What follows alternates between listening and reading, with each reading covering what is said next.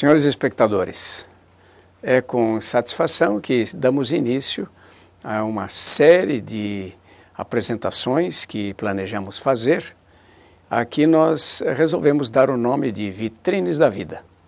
Isto é, apresentarmos alguns assuntos de diferentes aspectos da vida humana. E como só ia acontecer, para iniciar, escolhemos um assunto que deve trazer interesse a todas as pessoas, uma vez que se trata especialmente de cada uma delas. Quando uma pessoa se desenvolve, cresce e na sua vida procura um lugar dentro da sociedade em que possa executar as suas atividades dentro daquilo que nós chamamos de comunidade, um dos aspectos que aparece, que sobressai, é o aspecto da pessoa de cada um. Nós chamamos a isso de personalidade. O que significa personalidade? A palavra personalidade vem de duas palavras gregas. A primeira delas é uma preposição, que é o nosso, através de, não é? E a palavra soné, personalidade. Personé é soné, som. E se refere ao antigo teatro grego. A palavra personé significaria simplesmente uma máscara.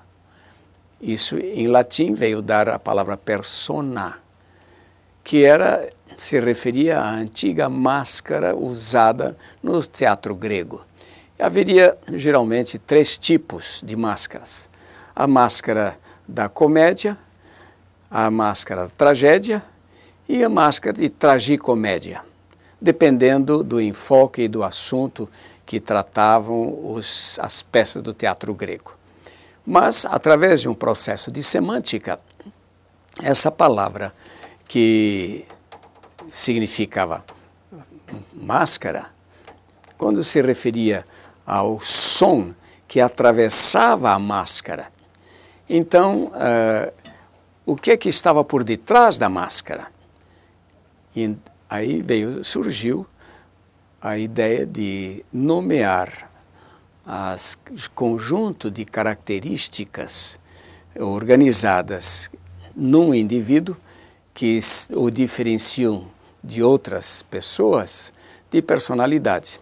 E, através dos tempos, acabou fazendo parte do capítulo do estudo da psicologia. Então, nós diríamos hoje que, quando mencionamos sobre o indivíduo que tem personalidade, isto é, ele tem personalidade marcante, ele tem uma personalidade agradável, ele tem uma personalidade de pessoa muito enjoada. E sabem, colocamos uma série de adjetivos para expressar certo conjunto de características do indivíduo. Agora, quando nós dizemos que personalidade é uma organização integrada de todas as características que compõem a pessoa humana, que como elas se diferenciam dos outros, nós diríamos que cada indivíduo tem a sua própria personalidade e ele é diferente de qualquer outro ser humano. É verdade que existem algumas características gerais que se manifestam profundamente no ser humano. Esse conjunto de características nós chamamos de traços centrais. E existem algumas características secundárias que surgem, que aqui chamamos de traços superficiais ou traços secundários. Assim é que uma pessoa é formada de alguns aspectos, de algumas características que são marcantes, um conjunto, e outras que são esporádicas ou são simplesmente periféricas. Agora, de acordo com os estudiosos em psicologia, nós podemos dizer que a personalidade de um indivíduo é constituída por um conjunto de características, um conjunto de elementos que formam a sua personalidade. E quer nos parecer que certos elementos são mais importantes do que outros. Mas gostaríamos de apenas enumerar alguns para termos uma ideia do que contribui para a formação da personalidade de cada indivíduo. Quando falamos em conjunto de características, nós podemos então enumerar algumas delas. Em primeiro lugar, quando nós vemos uma pessoa, nos encontramos, o que mais nos impressiona para início é o seu corpo físico. Nós diríamos então que a morfologia, a forma do corpo, se ele é alto, se ele é baixo, se ele é gordo, se ele é magro, né? Então, a forma, o corpo, seria um dos elementos e que logo no início pode nos chamar a atenção. Não é talvez o mais importante, mas é para iniciar os elementos da personalidade. Nós diríamos que, em primeiro lugar, seria o aspecto físico. Logo a seguir, nós poderíamos ainda mencionar o problema da como funciona o corpo, ou seja, da fisiologia. Há indivíduos que são mais vagarosos do que outros, têm mais energia do que outros, e então essa série de maneiras diferentes de agir, de reagir, de proagir, se constituiria também num dos aspectos ou num dos elementos componentes da personalidade. Há um terceiro, por exemplo, e estamos apenas mencionando alguns, ou podemos dizer que seria o aspecto do temperamento. A palavra temperamento é interessante, vem da palavra tempero. O que é que dá gosto para a comida quando nós preparamos? Não é o tempero? É também exatamente a maneira como a pessoa reage. Nós dizemos que isso é o temperamento do indivíduo, pelo qual ele se torna mais agradável ou desagradável. De tal maneira que quando nós entramos em contato com uma pessoa, se estabelecem aí logo algum tipo de reação. A primeira delas, por exemplo, é quando nós nos sentimos atraídos por uma pessoa, nós diremos que isso seria aquilo que chamamos de simpatia. Quando entramos em contato com alguém e isso nos causa um pouco de repulsa, de afastamento, nós dizemos que isso é o aspecto de antipatia. Finalmente, nós diríamos ainda que a pessoa, ao encontrar-se com outra, não sente reação nenhuma, nem pró, nem contra, nem afasta, nem aproxima. É o que chamamos de apatia. E, finalmente, há um outro aspecto que isto é desejável em cada ser humano, é a pessoa sentir-se no lugar do outro, sentir a experiência que o outro estaria sentindo. E nós chamamos isso de empatia. É apenas dar um pequeno exemplo, não é isso? Do tipo de temperamento que nós temos. Então, o temperamento pode ser composto de outros elementos. O temperamento do indivíduo, portanto, seria um dos traços marcantes da personalidade. Além disso, o ser humano é também aquilo que lhe movimenta, a sua motivação, quais são os motivos pelos quais ele age ou reage na vida. Quando nós falamos em motivo, nós dizemos que todo e qualquer fator que desperta, sustenta e dirige uma forma de comportamento, chamamos isso de motivo. E vem da palavra mover, quer dizer movimentar. Motivo é tudo aquilo que movimenta o ser humano para a sua ação. Além de motivos, nós temos outro aspecto da personalidade, que é o de interesses. Isto é, em que nós estamos interessados. A questão do interesse dirige muita coisa do comportamento na vida humana. Por que nós estamos interessados num aspecto e não no outro? Numa atividade humana e não na outra? Então, esses interesses que o ser humano busca hoje, pode ser interesse centralizado nele, pode ser interesse centralizado nos outros, né, ou em alguma coisa. E interessante que isso atrai a atenção, o enfoque e a ação do indivíduo. De maneira que o interesse é outro elemento que compõe a personalidade. Nós diríamos ainda também que a personalidade é influenciada pelas crenças que o indivíduo tem. E aí entra toda a série de superstições, de crendices, mas também dos aspectos da fé. E aí todo o aspecto da religião, nós vemos que grande parte do comportamento humano hoje em dia é justamente focalizado naquilo que o indivíduo crê. Ele não busca certas coisas porque não crê naquilo. Ele busca outras tantas porque ele tem alguma fé naquilo. De maneira que as crenças, que é aquilo que está relacionado com a religião, por exemplo, é também um aspecto que marca uma personalidade. Além disso, nós ainda diríamos que a personalidade é marcada pelo caráter moral do indivíduo. Isto se refere aos princípios de conduta. Por que uma pessoa faz ou deixa de fazer algum comportamento, alguma forma de comportamento? Por quê? Porque ele tem por princípio não fazer aquilo. Ele tem por princípio fazer outra coisa. Isso está relacionado com a vontade do ser humano. Quando nós falamos em princípios, nós estamos dando valor ao aspecto da vontade. Eu tomo a decisão de fazer isso ou tomo a decisão de fazer aquilo. E é interessante que muita do resultado final, ou seja, do destino de um indivíduo, vai exatamente depender das escolhas que ele faz. E essas escolhas podem estar fundamentadas em princípios morais ou estarem fundamentadas em interesses pessoais, onde o indivíduo pode passar por cima de qualquer princípio apenas para alcançar vantagem pessoal.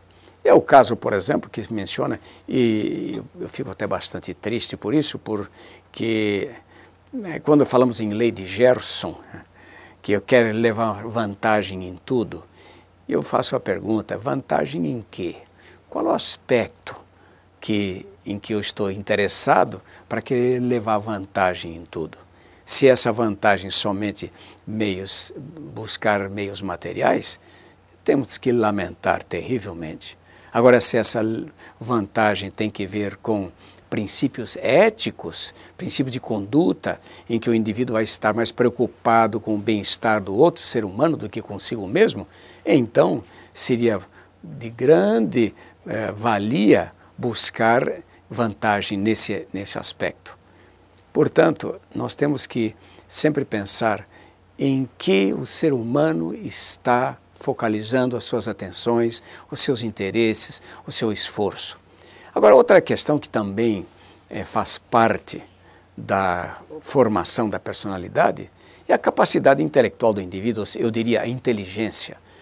Inteligência é talvez um dos capítulos de estudo da psicologia que mais atrai a atenção, porque todo mundo deseja, tem aquela ansiedade de querer ser inteligente. E poucos conceitos têm trazido tanta polêmica, tanto estudo, tanta variabilidade, do que o estudo desse capítulo, a inteligência. Eu me lembro, numa certa ocasião, numa aula, eu levei simplesmente 36 definições diferentes do que se constitui a palavra inteligência. Portanto, o conceito de inteligência aí pode ser bastante amplo, mas é interessante que, em virtude da capacidade mental do indivíduo, isso pode influir bastante na sua personalidade, a inteligência. E, afinal, as outros componentes, como as emoções e os sentimentos. Quando o indivíduo se deixa envolver por emoções, em vez de agir pensadamente numa certa direção, ele reage e age simplesmente por impulso emotivo, pode trazer problemas difíceis. E então a personalidade dele acaba não sendo uma personalidade bem estabelecida, bem firmada. Portanto, temos aí uma série de elementos que nós mencionamos, que são os componentes, fazem parte da componentes da personalidade. Lembrando, morfologia, fisiologia, temperamento, crenças, interesses, motivos. E eu diria que eu podia terminar, quem sabe, essas considerações sobre a personalidade falando das habilidades pessoais. É interessante certas pessoas que têm uma habilidade tremenda com a mão, com o pé, com o corpo. Basta dizer agora que está na onda, não é? A habilidade tremenda que tem um Neymar, por exemplo, em lidar com a bola. Eu que sou de uma geração mais antiga, que tive o privilégio de ver pessoalmente o Pelé jogar, não é? O rei do futebol, eu ficava admirado com que facilidade aquele indivíduo lida com a bola, com os pés, quando a gente nem com a mão consegue fazer tanta coisa. Habilidades. Agora já pensaram, por exemplo, na habilidade de um cirurgião que vai realizar uma cirurgia microscópica, diríamos? Que habilidade tremenda ele não tem que ter nas suas mãos para realizar uma cirurgia. Faz parte também da personalidade. Por quê? Porque as habilidades dão para o indivíduo a sua segurança, seu senso de realização, e isso vai influir na maneira de ser, ou seja, na sua personalidade. Agora, depois de mencionarmos algumas coisas que fazem parte da personalidade, nós diríamos ainda o seguinte: usando-se um ou dois ou mais elementos como critérios, nós poderíamos agora explicar como funciona a personalidade e então dar origem às diferentes teorias. Se nós levarmos em consideração um elemento, uma característica, nós poderemos classificar pessoas de acordo com essas características. No início, o estudo da personalidade, houve classificações bastante simplistas. Por quê? Porque levava em consideração um ou dois elementos, simplesmente, para a classificação. Vamos dizer, por exemplo, a morfologia. Indivíduo obeso, né, gordo, geralmente, tem uma vida pachorrenta, alegre, folgazão, não está preocupado com as coisas da vida. Seria um tipo de pessoas. Por outro lado, há pessoas que são magros, né, e que têm um desenvolvimento do sistema nervoso bastante intenso, e seria outro tipo de pessoas, né? Geralmente são magros. E nós diríamos aqueles que têm o desenvolvimento, por exemplo, do físico como musculoso, nós chamaríamos de um indivíduo normal, né, que busca o desenvolvimento do seu corpo físico por meio do desenvolvimento muscular. Então, três tipos aí que se convencionou chamar, logicamente, a classificação de Sheldon. Existem vários autores, muitos psicólogos que fazem classificações diferentes de acordo com essas características. Então, o gordinho, baixinho, né?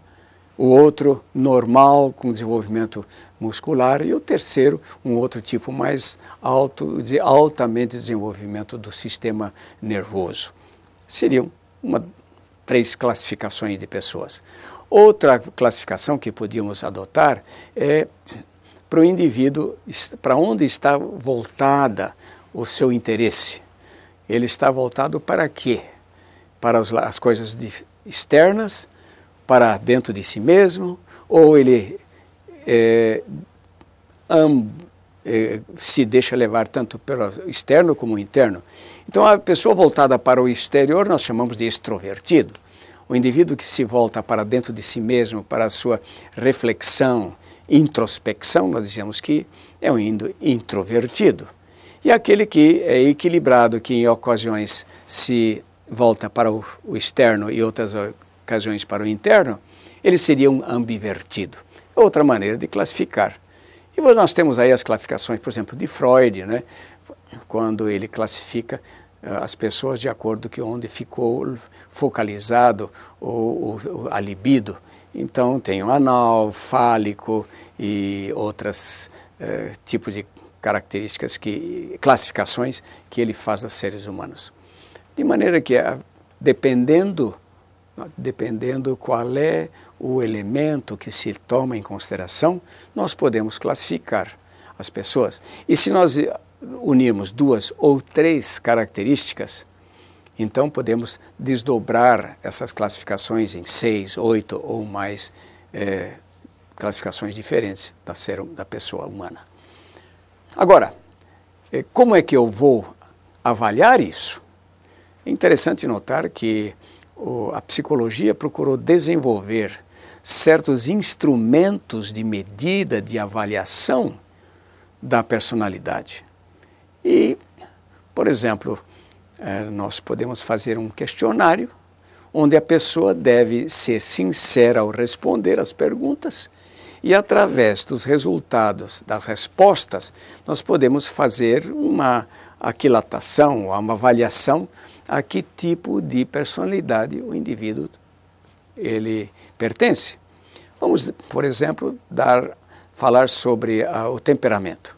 Nós sabemos que desde o tempo de Hipócrates, que classificava as pessoas em 4 tipos fundamentais e que mais tarde, em virtude de certas características psicológicas, desenvolveram um teste para isso, dependendo da maneira pela qual o indivíduo que está se submetendo à apreciação do teste ou à avaliação do teste, ele responde às perguntas. Então, nós teríamos aí aquelas 4 tipos de temperamento fundamentais que vêm desde o tempo de Hipócrates, mas que sofreu alterações depois por Pavlov, e atualmente alguns psicólogos desenvolveram um teste para verificar se o indivíduo é sanguíneo, ele é colérico, ele é flegmático ou ele é melancólico. E depois verificou-se que não existem tipos puros, que cada pessoa tem uma mistura desses, mas de acordo com a maior incidência, a maior força de cada um desses elementos, ele pode ser classificado mais como sanguíneo, outro mais como colérico, embora eles possam ter as 4 características em menor escala do que outras. Então, o indivíduo que tem as características, por exemplo, de colérico mais acentuada, ele seria classificado como colérico, embora tenha ocasiões em que ele vai reagir como um sanguíneo ou fleumático. E é interessante esse estudo porque nós podemos compreender grande parte do comportamento humano através desse tipo de teste, que a pessoa se submete e pode ajudar a compreender a sua própria maneira de reagir. Seria uma grande ajuda. Existem, por exemplo, alguns testes que analisam conjuntos de fatores que formam a personalidade. Existe, por exemplo, um teste que anda por aí, chamado 16PF, quer dizer, 16 fatores de personalidade. Ao aplicar-se esse teste e então tabular os resultados, nós vamos ver quais alguns dos elementos que compõem o perfil de personalidade desse sujeito. E existem aí dezenas, não só questionários que a pessoa deve responder, isto é, um tipo de teste que nós chamamos de inventário de personalidade, mas também existem alguns testes em que a pessoa passa a ser observada nas suas reações. E então o psicólogo que vai aplicar esse teste, ele fica observando o indivíduo e de acordo com as suas reações, de acordo com a maneira como ele age e vai resolver certos problemas, então ele pode ser classificado de acordo com um ou outro tipo de personalidade. E finalmente existem aqueles testes chamados de projetivos, onde o indivíduo é colocado diante de uma situação e de acordo com as respostas que ele dá, ele vai se projetar, essa é a teoria, que ele projeta a sua personalidade ao dar a resposta. E então aí é preciso um preparo muito grande, muito profundo, para saber interpretar essas colocações e então avaliar a personalidade. De maneira que, por enquanto, nós ficamos com isso. Voltaremos daqui a pouco para falar um pouquinho a respeito da integração desses todos os elementos na formação da personalidade. Você pode estudar em qualquer hora, em qualquer lugar. No INTEC, você tem cursos técnicos e de extensão reconhecidos pelo Conselho Estadual de Educação do Ceará nas áreas de manutenção e suporte, informática e enfermagem, com parcelas a partir de R$ 150. Garanta já sua matrícula. Avenida Dom José, 1255, Centro, Sobral, Ceará, ou pelo site www.intec.edu.br. INTEC, sua profissão mais perto de você. Uma marca de qualidade do Grupo INTA. Depois de nós considerarmos alguns dos elementos que compõem a personalidade e de considerarmos também um pouquinho a respeito da avaliação ou a maneira de nós aquilatarmos tipos diferentes de personalidade, há alguns aspectos que seria interessante ainda nós mencionarmos. Em primeiro lugar, a influência que pode ter a inteligência.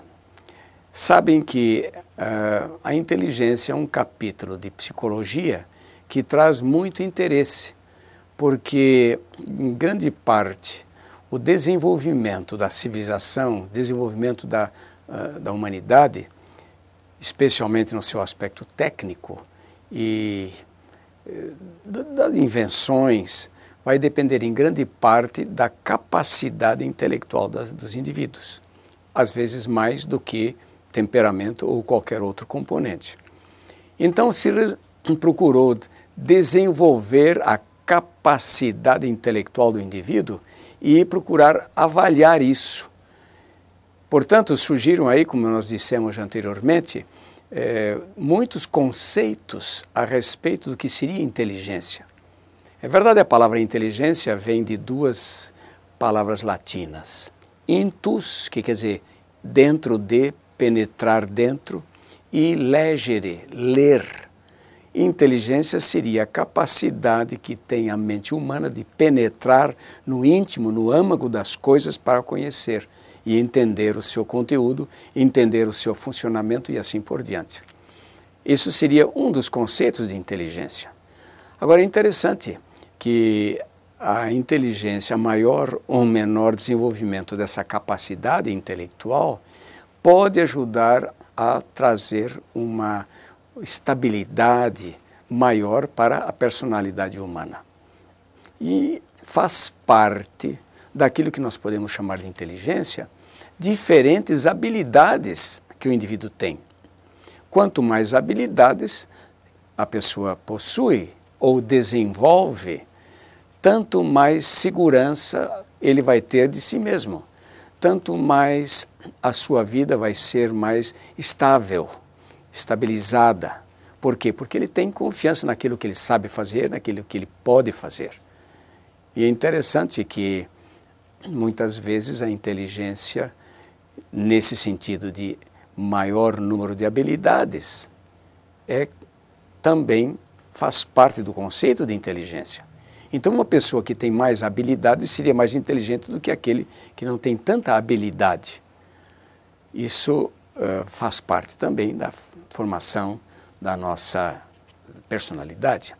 Agora, é interessante, muitas pessoas acham que nós somos influenciados na nossa maneira de ser, na nossa pessoa, por forças fora de nós, por forças que estão aí pelo espaço afora, e nós podemos mencionar, por exemplo, a questão do que muitas pessoas agem de acordo com o horóscopo, por exemplo, aquilo que se diz que influencia por meio dos astros, influencia a vida humana. É interessante notar que muita gente hoje em dia crê nisso. E quero dizer que não passa de uma crendice, ainda que há pessoas que defendam muito esse ponto de vista de que nós dependemos de forças etéreas que existem por aí. É interessante que há um tempo atrás, nos jornais de Londres, deixou de publicar o horóscopo naquele dia. mais de 40 mil telefonemas chegaram à redação perguntando por que não foi publicado o horóscopo. Agora, podem ter a ideia de quanta gente espera ler no horóscopo daquele dia para tomar suas decisões. E eu gostaria de lançar aqui uma outra ideia. A ideia de que cada indivíduo é responsável pelo seu destino, de acordo com as escolhas que ele faz e de acordo com certas características que ele tem. Por exemplo, se você toma uma decisão de querer, por exemplo, fazer um curso qualquer e depois desiste daquilo, isso vai simplesmente a desistência fez com que você não aprendesse, não desenvolvesse. E se você foi persistente, você continuou no seu esforço, você pode chegar lá. Então a vida se constitui não de um conjunto de forças que dirigem, que obrigam, que forçam o indivíduo a ser isto ou aquilo. Agora é interessante também que nós temos que entender que à medida que o tempo vai passando, começando no tempo da meninice, depois vem a puberdade e a adolescência, que é um período de formação da personalidade. Então, a personalidade não está concreta ainda, não está bem estabelecida, não está bem solidificada. E então existem alternâncias. Alternância de humor, por exemplo. É verdade que durante a época da adolescência há dias em que o indivíduo se sente dono do mundo. Outros dias ele está tão desanimado que ele está lá embaixo, que nós chamamos de estar na fossa. Isso é normal na época da adolescência, mas à medida que a pessoa vai amadurecendo, em que ele deve estar integrando os elementos da sua personalidade, essas alternâncias, esses altos e baixos, essas dicotomias de comportamento devem aos poucos ir diminuindo. E ele então vai estabelecer uma maneira mais constante de reação na sua maneira de ser. Agora, há pessoas que nunca chegam lá, isto é, que não amadurecem. E quando essa alternância, que nós chamamos de bipolaridade, num momento ele age como se fosse um santo, no momento seguinte ele age como se fosse um verdadeiro demônio, então essas alternâncias bruscas de comportamento, se persiste depois de uma certa idade, nós diríamos então que é um transtorno mental e precisa de um tratamento, precisa de ter uma assistência para que alguém que está do lado de fora vá aos poucos influenciando o indivíduo a pensar de maneira diferente e a estruturar a sua mente de certa maneira para poder resolver por si os problemas que vêm.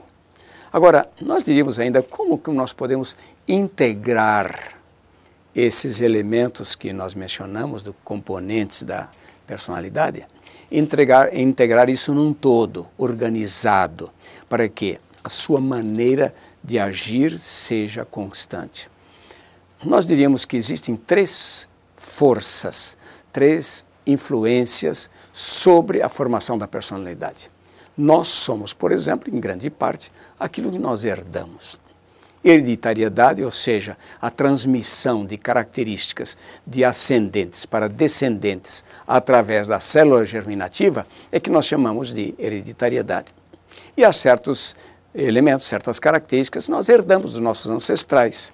Certos elementos físicos, por exemplo, a cor dos olhos, né? O formato da face e talvez o elemento que mais dependa da hereditariedade é o sexo. Sabemos, né, a combinação de cromossoma X com cromossoma Y, nós teríamos um menino. Quando é cromossoma X com X, nós teríamos uma menina. É verdade que hoje em dia há um transtorno, eu diria, de a pessoa querer ser alguma coisa que biologicamente ele não é. Então nós temos dois tipos de sexo, o sexo biológico e o sexo psicológico. E isso vai depender justamente da formação, das experiências que o indivíduo teve em vida. Mas há esses elementos que nós recebemos através da célula germinativa, nós temos a nossa hereditariedade. Existem certas tendências que nós herdamos. Por outro lado, do momento da concepção em diante, nós passamos a sofrer influência de outro fator, que é o ambiente. Isto é, a vida intrauterina recebe influência da alimentação da mãe, dos estados emocionais e assim por diante. À medida que a criança vai crescendo, desenvolvendo-se no útero materno, vai recebendo essas influências. Depois, quando nasce, aí durante o restante da sua vida, ele vai receber do ambiente físico, do ambiente psicológico, do ambiente do lar, da escola, a família, não é? E a sociedade em geral. São fatores, elementos que influenciam na formação.